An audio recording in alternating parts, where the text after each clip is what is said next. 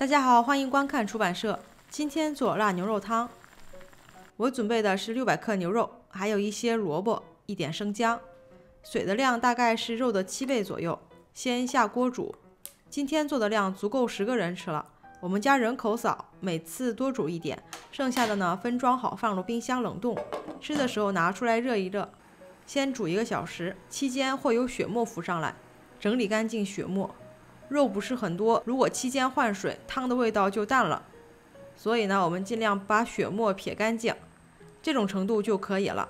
小白沫不用管，没关系。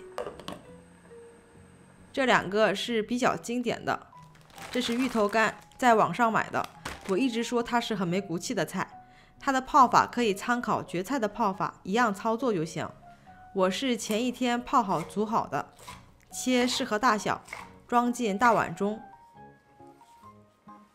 这个也是一样，这样随意切，切大切小都没有关系。需要先给这2个调味儿，辣椒粉推荐用最细的，汤会更红，颜色更好看，但也不用特意去买。一点香油，一点红油，没有红油可以多放1勺香油，酱油放的要够亮，还有一丢丢大酱。为什么要先拌而不是直接放锅里煮呢？最后成品能看出来。这样拌过之后再放，汤还是很干净很清澈的。如果直接倒到锅里，这油会全都浮在表面上，再者也能入味儿。肉也煮了1个小时了，我们全部捞出，包括生姜一片不留。今天做的是传统方式，就是从奶奶那一辈儿开始做的。捞出来的生姜扔掉，萝卜和牛肉切成小块，一会儿再回锅。以前看别人做的时候，撕肉撕得好轻松，原来这么烫，你们要放凉了再撕。饭店都是这么一条一条撕出来的。我还是切吧。切好了肉和萝卜，倒回锅中，还有刚才调好味的蕨菜和鱼干菜，搅拌几下，再继续煮20分钟。我另外准备了绿豆芽和大葱，大葱需要切断，整整1大根大葱都放进去。看着挺多，但是大葱多了才好吃。再说葱叶子放进去颜色也好看。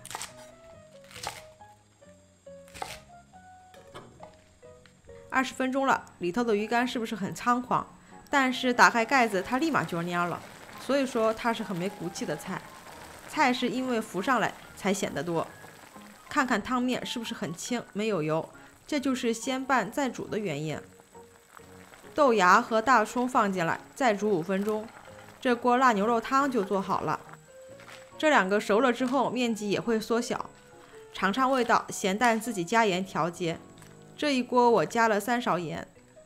饭店里头都会带粉条，但是粉条可不能一起煮，需要单独煮。泡好的粉条铺在底部，加汤。只要烧开，粉条熟了就可以关火了。差不多了。今天的经典辣牛肉汤做好了。我最喜欢的是吃里头的粉条。先尝一口汤。这个不是现在方式做出来的那种重口味的，但是是吃着很舒服的味道。下次我再做个简洁版的，现在比较常见的做法。